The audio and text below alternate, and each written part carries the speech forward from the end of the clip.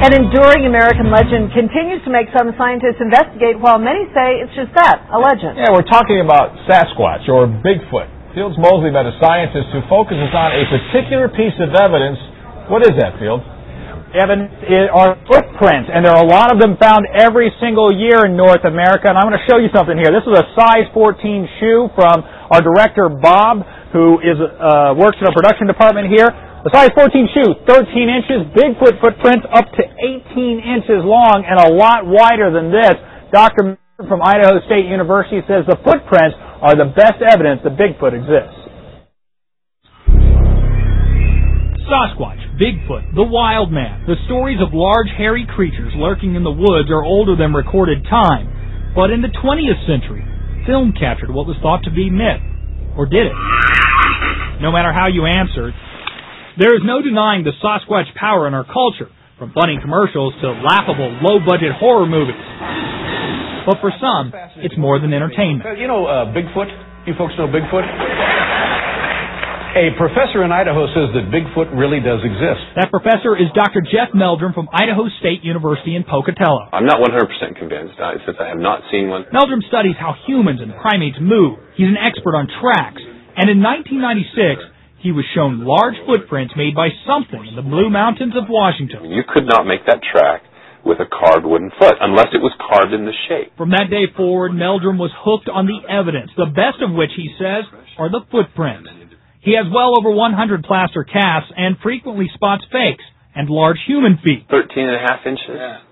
And there already you're up into like the 1/2 of 1% of the human population. Meldrum explains a cast is somewhat like a snapshot, a record of the interaction of the foot with the soil. Which is very different regarding a living foot as opposed to a static contrivance, especially a very simplistic carved wooden foot strapped to someone's boot. Another oddity.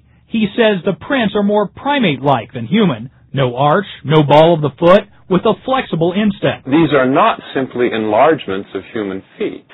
Real or not, an exhibit here at the Idaho Museum of Natural History has been immensely popular and asks the question, how do we know the big guy really exists? People like to wonder. I think people like wonder in their life. Museum director Linda Deck helped create this collection of Sasquatch artifacts, pictures, and evidence, but says it really explores how we learn through faith, proof, science, and of course legend. For me, the jury is still out on this. Among that evidence is the Patterson-Gimlin film taken in Bluff Creek, California in 1967, a film that Dr. Meldrum, along with most of the world, has seen before.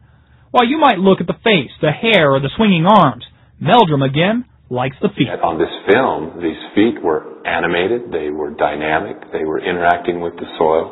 If you look at costumes, if you have any experience with costumes, you'll quickly learn that the feet are a very weak link when it comes to trying to impersonate Bigfoot. Other home movies also exist, one shot by Paul Freeman in 1994, another called The Memorial Day footage, shot by Lori Pate in 96.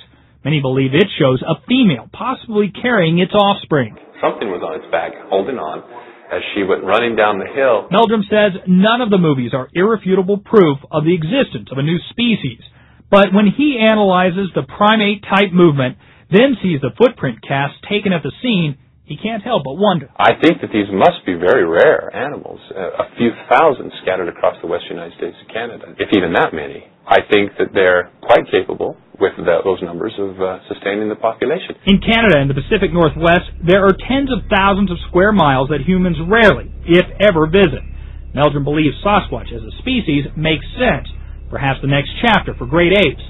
And he thinks the evidence is far more realistic than an elaborate hoax. Who's passing out the instruction manual on what to include to make a credible, convincing-looking Bigfoot track?